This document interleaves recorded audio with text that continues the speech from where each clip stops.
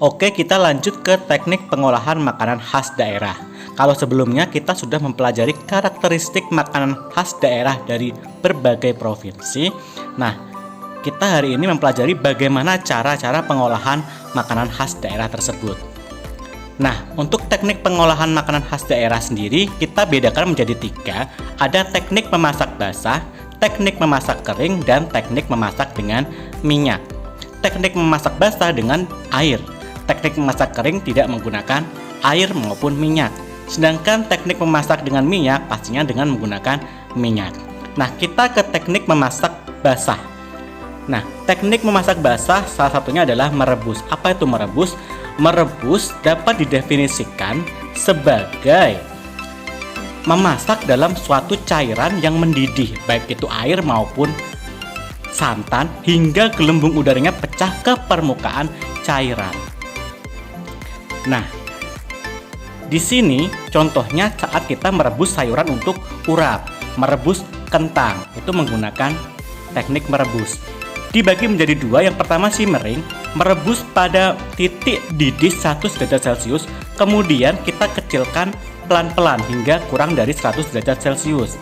Contohnya ketika kita membuat kaldu, jadi proses merebus tetap berjalan. Kemudian yang kedua yaitu poaching, merebus bahan makanan dalam air dengan api kecil kurang dari 100 derajat Celcius hingga masakannya itu tidak akan rusak, tetap lembut.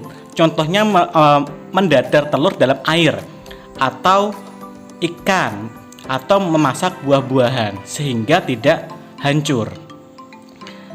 Nah, berikut adalah ilustrasinya. Ini sampai mendidih, ini dipanaskan pelan-pelan. Kita lanjut ke teknik basah yang kedua yaitu menyetup.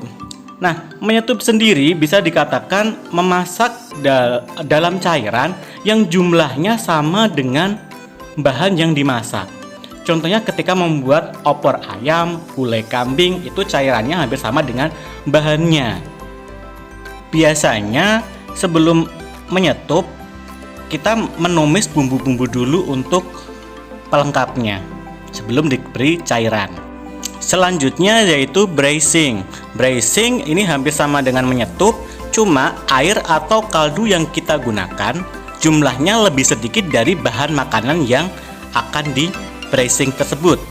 Biasanya bahannya berupa bahan-bahan keras atau lebih utuh, atau bisa diiris tipis-tipis sehingga akan melembutkan serat-seratnya. Contohnya membuat ayam goreng kecap, cairannya akan dibiarkan menyusut hingga terbentuk seperti karamel. Kemudian selanjutnya adalah mengukus. Mengukus adalah memasak makanan dengan bantuan uap air mendidih. Alat yang digunakan bisa risopan, dandang, kukusan, langseng, dan klakat. Biasanya contohnya untuk membuat nasi kukus atau puding kukus. Diperhatikan gambar berikut ini, bisa dilihat di bawahnya ada semacam pembatas yang berlubang-lubang. Ini ciri khasnya untuk mengalirkan uap air yang ada di bawahnya. Kemudian mentim. Ini juga sama menggunakan pembatas, cuma pembatasnya tidak ada lubangnya, jadi menggunakan 2 panci. Panci yang kedua biasanya lebih kecil. Jadi panci kedua diletakkan di atas air sehingga akan menyalurkan panas dari panci sebelumnya. Contohnya membuat nasi tim dan puding roti.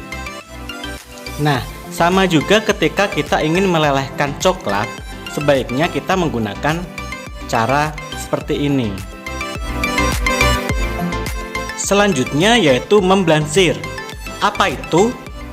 Yaitu merebus bahan makanan di air mendidih sebentar. Tujuannya untuk apa? Untuk mengurangi rasa bau yang terlalu menyengat. Contohnya lobak, isi perut rebung, tulang untuk kaldu biasanya kan lebih menyengat, sehingga diblansir terlebih dahulu.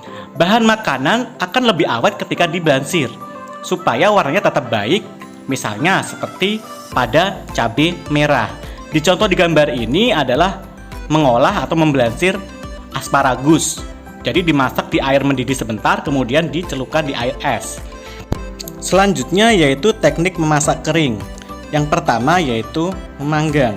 Memanggang dapat didefinisikan sebagai memasak di api terbuka atau diletakkan di bawah bahan makanan yang akan dimasak sehingga menimbulkan aroma yang sedap.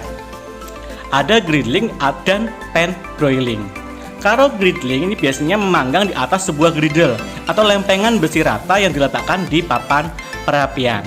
Sedangkan pan broiling berarti memasak pada wajan dadar. Contohnya ketika kita akan memanggang macam-macam sate. Ini adalah contohnya griddling dan pan broiling. Selanjutnya memanggang. Yang kedua yaitu roasting. Pasti tidak asing.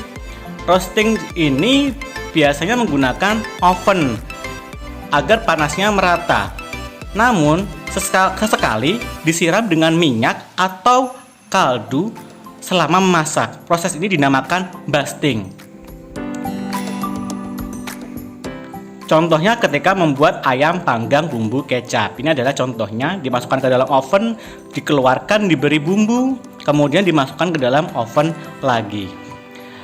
Selanjutnya mengepan atau mengoven. Ini pasti menggunakan oven sehingga panasnya dari segala arah. Biasanya untuk membuat roti dan macam-macam kue. Ilustrasinya seperti gambar berikut ini ketika membuat kue. Nah, di sini selanjutnya yaitu menggongseng atau menyangan atau menyangrai. Memasak tanpa minyak. Seringkali digunakan pasir sebagai pengganti minyak. Contohnya menyangrai kacang tanah, ketumbar, kemiri, dan di gambar ini contohnya kopi. Nah, teknik memasak dengan minyak yang pertama yaitu menumis. Menumis sendiri biasanya memasak bahan makanan dengan minyak sedikit sambil diaduk dengan api yang kecil agar gimana? Supaya tidak gosong sehingga muncul bau harum. Seperti saat menumis bumbu untuk tumis kangkung. Kemudian menggoreng, frying. Memasak bahan makanan di dalam minyak. Ada dua, yaitu dengan sedikit minyak atau pan frying. Biasanya untuk menggoreng ayam, ikan, tahu, tempe. Ayam di sini ayam yang tidak menggunakan tepung. Selanjutnya yaitu menggoreng dalam minyak yang banyak atau deep frying. Nah, di sini contohnya saat menggoreng kentang, menggoreng ayam tapi menggunakan tepung.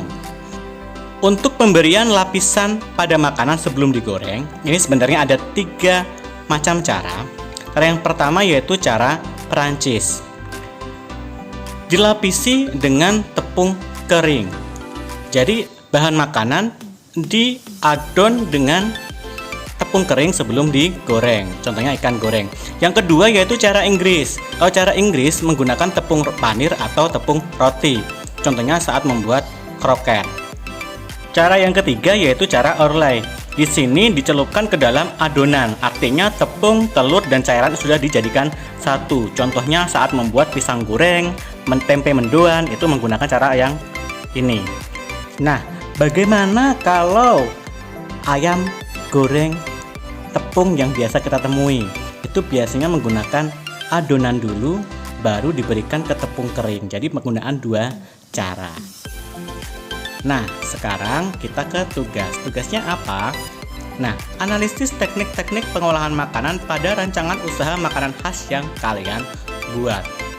Nah, ditulis tangan di buku masing-masing, diberi nama di atas, difoto, dan dikumpulkan melalui penanggung jawab Mapel PKBU. Isinya apa?